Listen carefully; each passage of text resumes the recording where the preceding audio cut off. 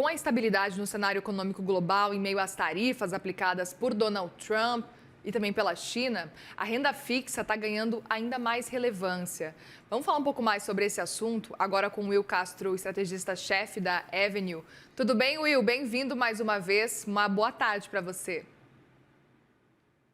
Tudo bem, Muriel? Prazer estar falando contigo. O prazer é nosso. Quero te ouvir sobre esse cenário que a gente está acompanhando, isso somado ao fato também de um cenário de alta de juros, mas principalmente aqui, porque nos Estados Unidos a gente está com essa espera de que eventualmente vai começar a cair. Como é que vocês da Avenue também já estavam se organizando para uma movimentação para esse ano de 2025? Vocês estavam direcionando seus clientes já para pensar já no movimento que aconteceria, né? Queria um pouco mais da sua explicação sobre esse cenário.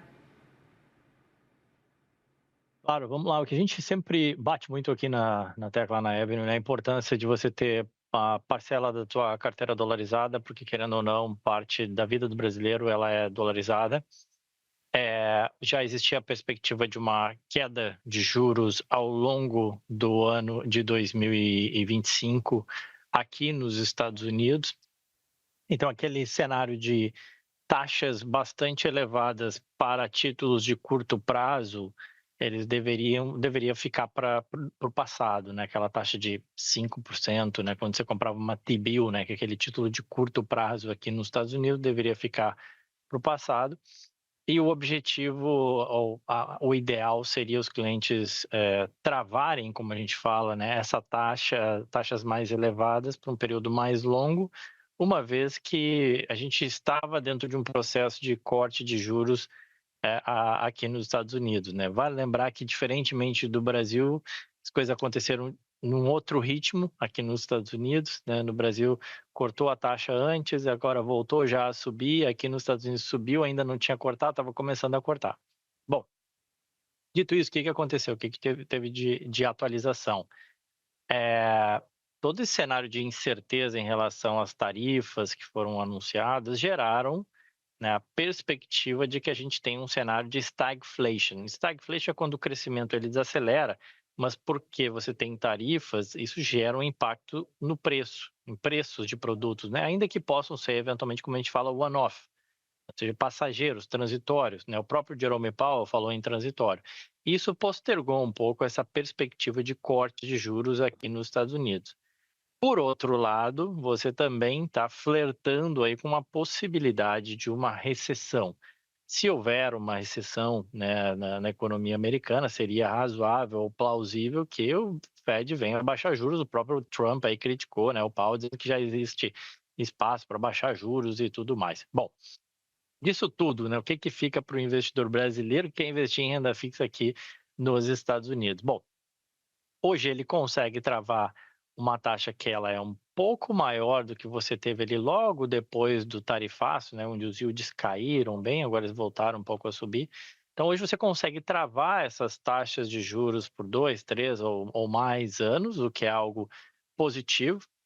Se houver uma recessão nos Estados Unidos, né, os bonds seriam o melhor lugar para você estar posicionado, né, porque o normal seria que a taxa de juros venha a ceder e aí você ganharia na marcação ao mercado, ou seja, a taxa básica de juros da economia ela cairia e você teria um título que te paga mais do que essa taxa básica e o teu título tende a se valorizar. Se não houver a recessão e houver stagflation, também você não imagina que os juros possam subir muito mais da onde estão. Então, o cenário para quem quer investir em renda fixa, a meu ver, ele continua bastante atrativo, né? Você vai ter dólar mais alguma coisa, né? E isso é muito importante porque a gente nunca prevê, não tem como prever quando que o dólar eventualmente pode saltar. Mas num cenário de aversão a risco, como foi agora recentemente, a gente viu o dólar bater 6,10 aí rapidamente. Está caindo agora, as coisas acalmaram um pouco, a volatilidade diminuiu, mas em cenário de volatilidade, o dólar, especialmente contra o real, ele salta. E aí, fora isso, né, então além de você estar dolarizado, você ainda está ganhando um juro aqui nos Estados Unidos, botando os dólares para trabalhar a teu favor. E aí, Will, eu queria até entender, em momentos, por exemplo, de grande euforia no mercado, como é que vocês trabalham para evitar que o investidor fuja do próprio perfil por talvez um impulso, por ver uma grande euforia ali, ou ver algum movimento grande no mercado, e aí às vezes às vezes o investidor nem se ouve, foge aí do senso comum, quer seguir, na verdade, num caminho talvez que parece ser, na verdade, o de senso comum, o mais prático. Qual a avaliação que vocês fazem diante aí desses desafios quando o mercado tem um momento aí de mais euforia? Claro, mulher, consistência é uma das coisas mais difíceis na vida, É. né, assim, a gente, sei lá, você correr, caminhar 3 quilômetros por dia não é nada de outro mundo, mas fazer todos os dias isso, faça chuva, faça sol, começa a ficar difícil, né, em diversos aspectos da nossa vida. Então você economizar ali 100, 200, 300, R$ 500, dependendo da sua realidade, não é muito, mas você fazer isso de forma ininterrupta acaba às vezes não acontecendo. Bom, então o que a gente sempre reforça muito para os clientes e o trabalho do advisory, né, ou seja, que a gente fala aqui nos Estados Unidos, né, o trabalho de você ajudar o cliente, muita gente vê como buscar o melhor investimento possível. Sim, mas não é só o melhor investimento possível, não se quer, não se refere somente à rentabilidade, mas sim à relação risco-retorno que vai oferecer para diferentes perfis, né?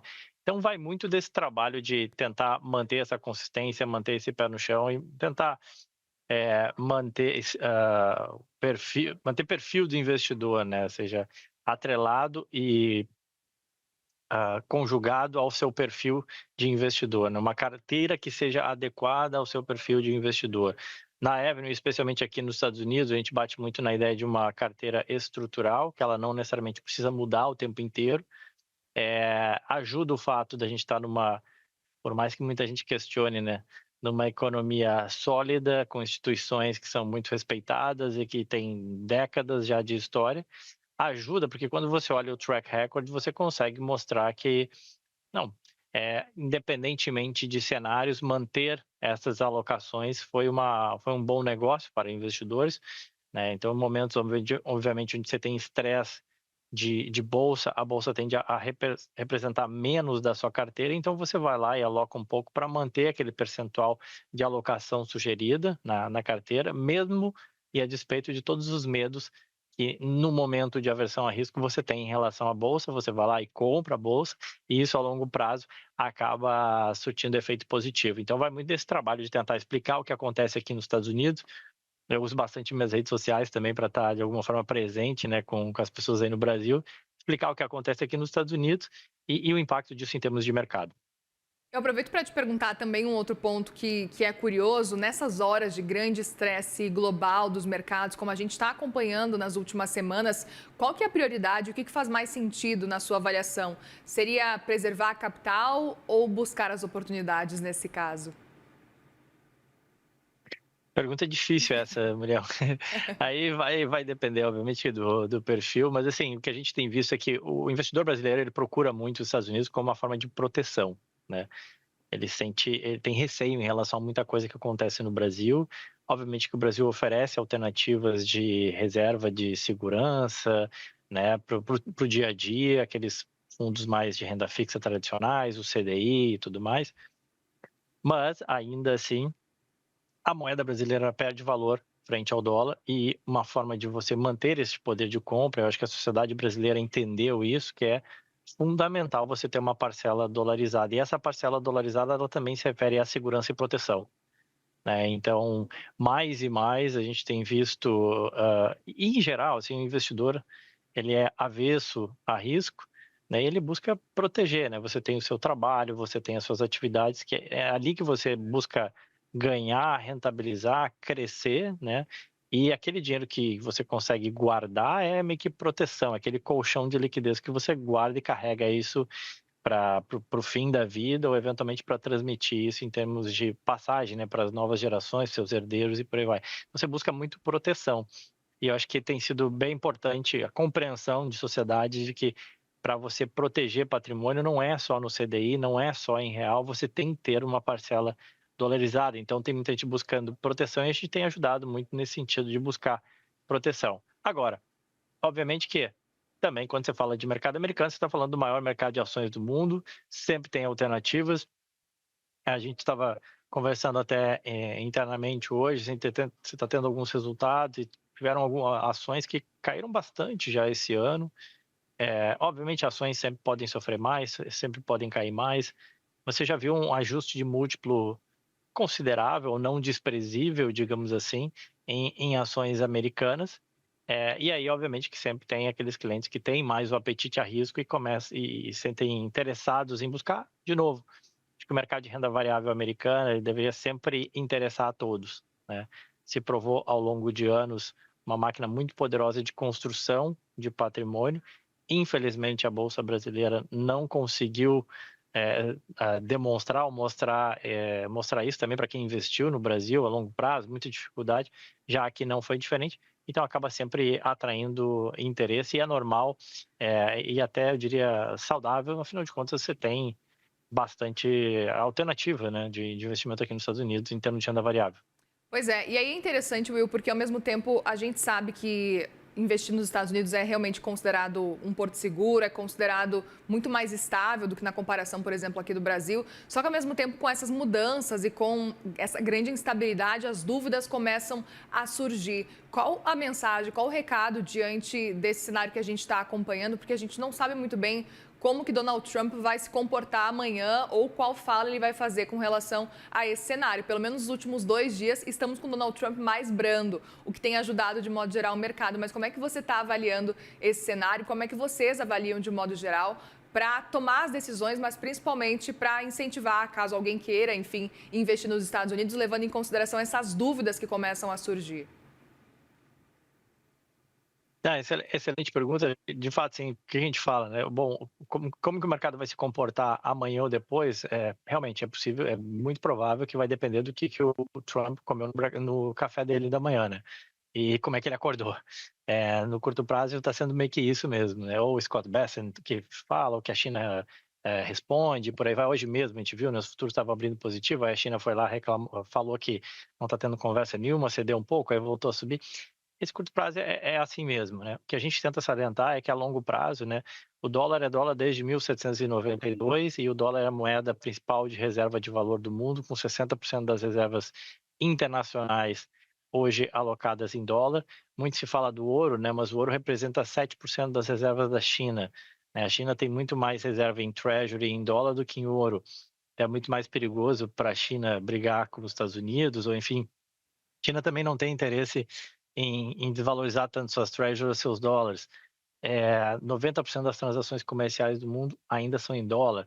Fica difícil imaginar qual que seria outra moeda que você vai transacionar soja, borracha, alumínio, que não seja o dólar, né? O mundo adota o dólar e isso não mudou com o Trump 1, isso não mudou em 2008, quando se falava da falência do sistema financeiro americano, né? Quando se questionava a própria hegemonia americana. O Trump ele tem mais 3, 4 anos ali de mandato, mas depois do Trump a economia americana continua existindo. Ele fez alguns comentários mais ácidos ali sobre o Jerome Powell e depois já voltou atrás, dizendo que não se questiona a independência do Banco Central, porque ele sabe que o buraco é bem mais embaixo, né? Questionar a independência do Banco Central é um grande tiro no pé. Então essas instituições, elas existem aqui e vão além do Reagan, do Trump, do Bush, do Obama ou do Biden. E é isso que a gente tenta salientar. A Coca-Cola paga dividendos de forma ininterrupta e aumenta os seus dividendos há mais de 30 anos. Ela atravessou a guerra do Golfo, a guerra do Iraque, aumentando o dividendo. E eu acho que é isso que fica, né?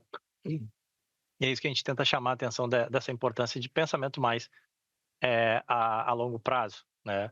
Muita gente achava que, de novo, laços não seriam restabelecidos depois das brigas do Trump no mandato 1, e as coisas não mudaram tanto assim.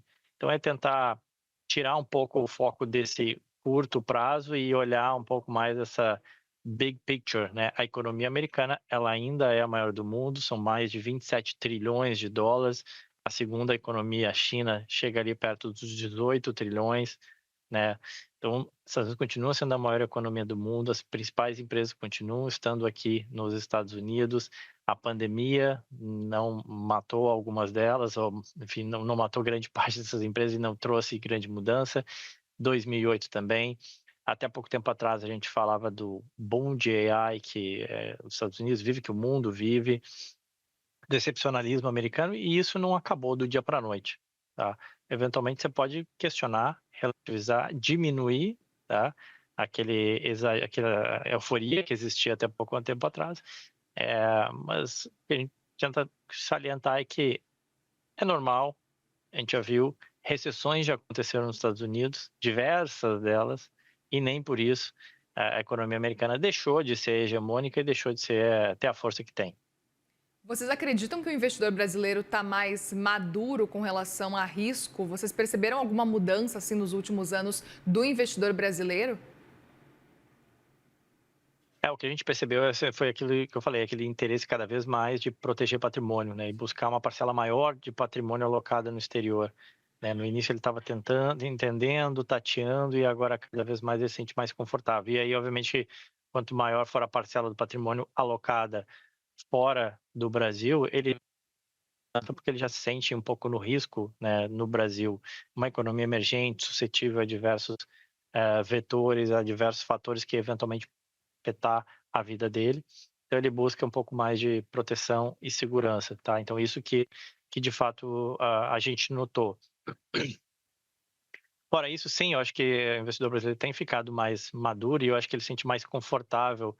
E aí, sem demérito, tá, de novo, da Bolsa Brasileira, tá? Mas, obviamente, quando você fala de empresas como Google, como Johnson Johnson, como Berkshire Hathaway do Warren Buffett, ele se sente mais confortável, às vezes, de carregar a posição do que em algumas ações brasileiras, que são, obviamente, são empresas de menor porte, né?